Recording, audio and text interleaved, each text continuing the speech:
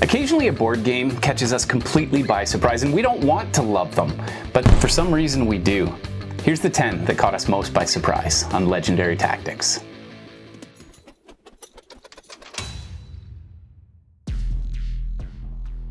Okay, gentlemen. Yes. Cax, you had this idea. I did. Yeah, now, was it a game in particular that made you... It was actually 2 different games recently that just as I played them, I was like, I'm liking this game. I am really liking this game. And one of them actually nudged into my top 10 overall, so we'll get to that in a later video. That's impressive. But, okay, should we start right into it? Games that just surprise and catch your eye. So let's start it with number 10. Absolutely, okay. So I thought this game, Fractured Sky, was going to be complete eye candy. Awesome. So it's an absolutely gorgeous game from IV Studios. Received a review copy of this game, and when I opened it up, I thought, oh, here we go. Like, it's absolutely gorgeous. The miniatures are painted. Just everything in the game. These are magnetic. Yeah. And I thought they're hiding something. Yeah. This is going to be a terrible game. What's the catch? And I played it, and I loved it. Really? Yeah, it was really cool. So I played it a bunch of times. My family has played it. They've enjoyed it too. Not just because of the aesthetics and it feels really good to play. It's a nice beefy game. But it's essentially you're building an engine, but at the same time you're also trying to predict where skyfalls are going to land, and you're trying to get there first. But you can buy information so that you'll have more information than the other players in the game as you try to get to those resource spaces quicker. It's not complicated. A kid can learn it very, very quickly. So pleasantly surprised. Really enjoyed this game, and it's also one that when people come over, I'm proud to bring it out because it just looks really nice. It's a really attractive looking game. So Awesome. Fractured Sky. Yes. Okay, so I'm going to move on to my next pick, number 9, which is Apocalypse Road GMT. So we fired this one up, and in this very studio, and this is one of those games where you look at the clock and 2.5 hours have gone by, and you're like, where did that time go? This game I was so enraptured in this game, and it just blew my expectations way out of the water of what I was expecting to be just a regular another racing game. But it wasn't that. It was a lot more. Well, I'm actually really curious because we're also going to make a top 10 racing games. It might be top 5, top 10. We'll link to it right now. I'm curious where this one will appear in that list when we compare it against all the other racing games. So why do you love this one so much? I love the dynamic of sort of the battlers between characters. It's not just a race; you're actually fighting as well. Yes. You get to blow each other up. Yeah, that's fun. And you know what? And you're managing different actions that way. You're managing your hand management. I love that part of it. So there's just a lot of different neat pieces to the, and it just really, really the Mad Max feel to it as well. That really caught my eye. So overall, great game. If you want a racing game, really enjoyed it. I liked it too. Yeah, good. Okay. All right, my choice for number 8. That we're at. Yes. The Shores of Tripoli, and this was from Fort Circle Games, which it's actually their first game, their first published game. Wow. Okay. And Kevin Bertram's the designer. Kevin Bertram is the designer, and when I first learned how to play and everything, I thought, oh, this is okay, but it feels like it's just kind of following the same path every time you play, and it kind of does because it follows the history. But there was so much variation, and I really found that when I played in a tournament that was being hosted by Mr. Bertram of this game, and we played I think 16 games or whatever. Yeah, like nice. Great. You really don't mess around. Yes, no. But you really got a sense like, oh my gosh, there's so much variability. Like there's so much different paths that you can take to win within this kind of framework. And it's simple, and it's very easily taught. It's just a really great game, and I think it's one of those games that can get people who are playing Euros or something to try a war game, because it's light enough that it's very easy to learn. It's accessible. You like the two Cax because you were his opponent. Yeah, that's right. No, we were on the same team. Oh, were you? Right. Oh, we were on the same team. Yes, nice. A fearsome duo. And we posted all 16 games on the channel if you care to watch. Nice. Awesome. All right, so you're up next, Flash. Excellent. Okay. So this was a game that you brought out, NATO. I don't even know where you heard about it, but the game is Shazen. Yeah. Okay. So again, this is one where the box was like super shiny and it looked really nice. And we cracked it. I hesitantly and forcibly played this. NATO often brings these games. He's like, "Oh, you guys, come on, you have to play this game." Yeah. Look at how tall that box is. Yeah, And I remember that what got me about this one was that it was basically a political race in different areas, sort of an area control. But you're also working with real issues. Yes. And you have to, there's this element, I remember that Cax, you had a hard time separating what you would do in real life. Your own personal value system From what serves you strategically in the game. Yes. And so I love a game that thematically can bring those elements to life. And so for this one, it really, it drew me in because it was so different from every other game that I'd played. Yeah, So- it really is. And I love how you build your political candidate by your answers. That's right. So you could create almost this personality. Well, and you get a based on superpower. those issues. Yeah. So as soon as you're using this, or you answer in the same type of way, then you trigger an ability that makes you even stronger. Yes, you So- become an ideologue or an idealist That's or right. whatever, and that gives you certain benefits in the game. So that's That's Shazen. All right, And Cax Cax. next. Okay, so this one here, Beauty. Star Wars Clone Wars.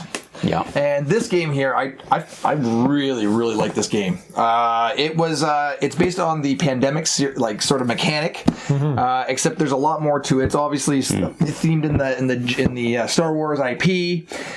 You're fighting all the different baddies. You're traveling through the solar system.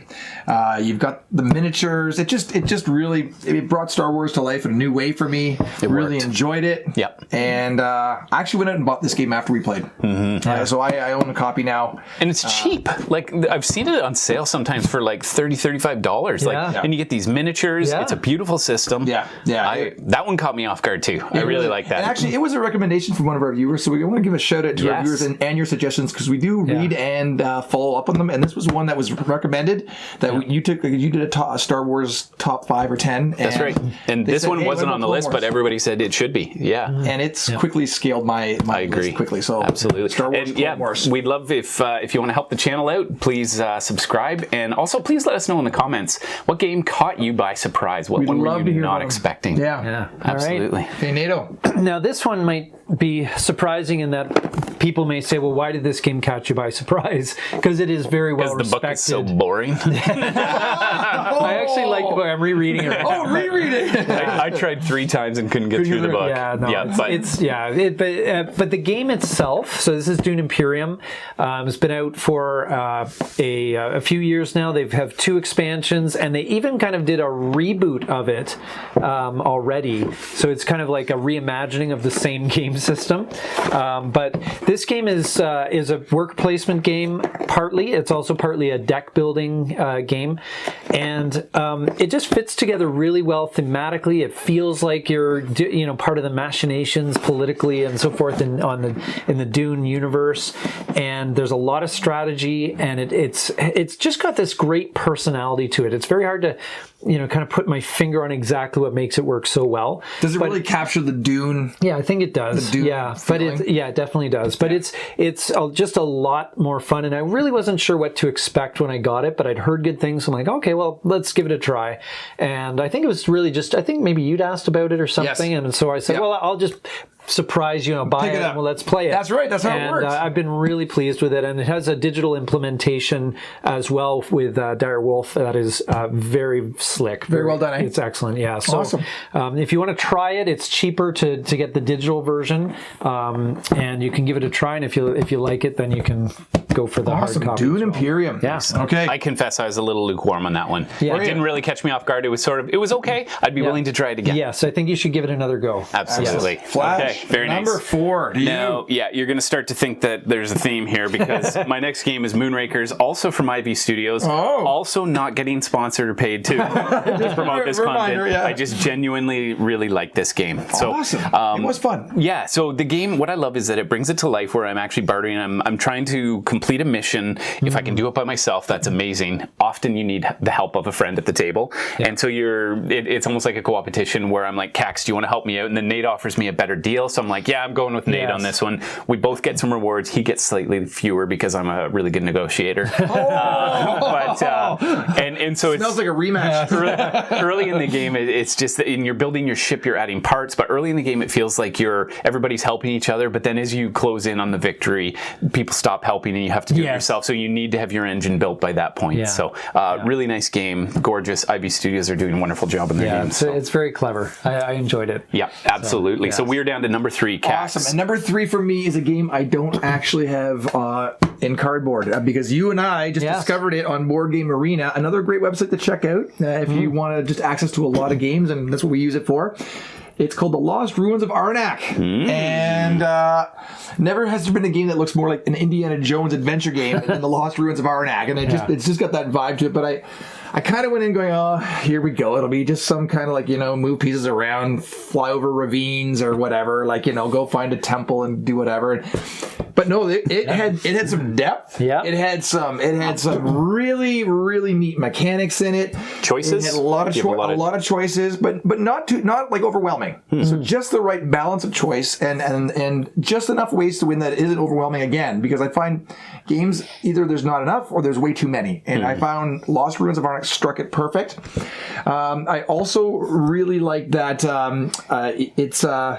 it can be punishing if you're not careful, though. Yes, you got to be on top of all the currencies that you're working with. That's right. Yeah, for sure. That's right. So anyway, it was a game that the one thing that you said though, and we've played quite a few of the games of it.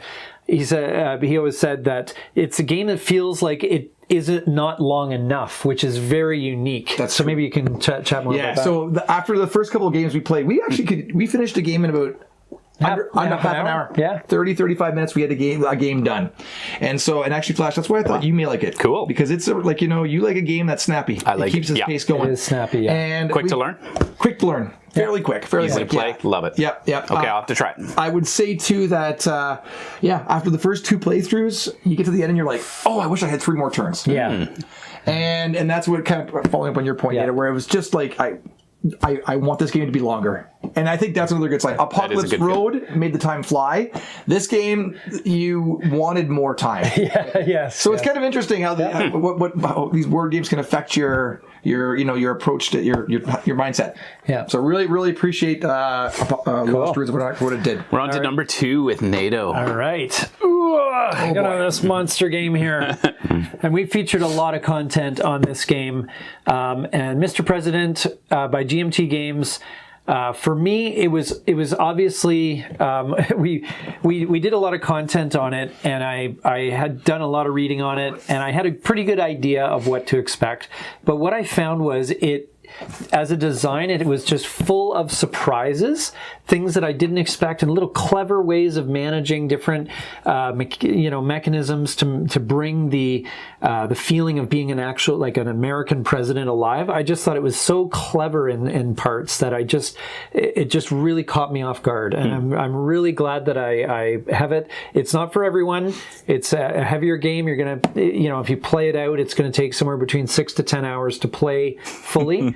But if you love that immersive solitaire experience or play with a team, it's a really, really great experience. And I think you'll have those little moments of like, oh, that's really smart. I like how you did that. This is a very much an in-depth dive. It is. Into the White House. Yes. And the U.S. president. I feel like if I had pulled this game out of the box on my own and sat down, it is a one-player only game, I would not have enjoyed it. No. Yeah. But you brought it to life for me. And I actually find playing it a solo game together like that was really cool. Yes. And so it surprised me, but it was you who surprised me, not the game. Yeah.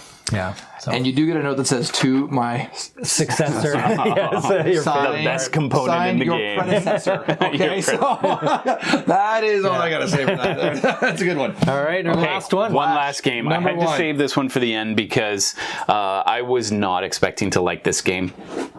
it did not appeal to me in any way, shape, or form. This is Emerge from Pandasaurus Games. Awesome. I got a review copy of the game, and I reluctantly brought it to the table, and sometimes I try a game with my family, and we just move on and play the next game. But this game, everyone at the table instantly said, I'd like to play that one again.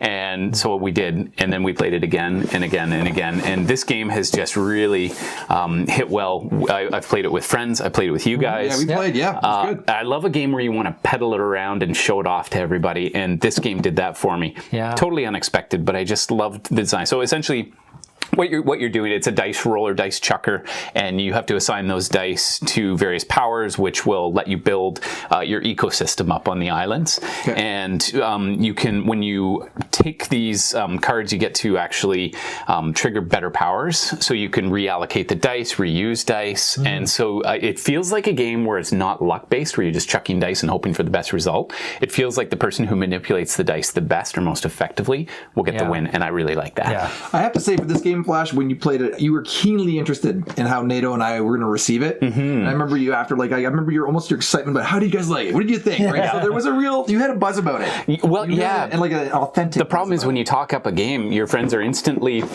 not as inclined to like the game because hard to please. Well, you set it up for failure, right? Yeah. Right. And so I was a little worried that I'd hype this one up a little too much. Yeah. So, but you liked it well enough. Liked it well enough. Yeah, it was a great game. Yeah, it was fun. That's awesome. Yeah. So that is our top 10 list of games that surprised us in 2024. Appreciate you being here. Don't forget to get out there. Get gaming. Be legendary.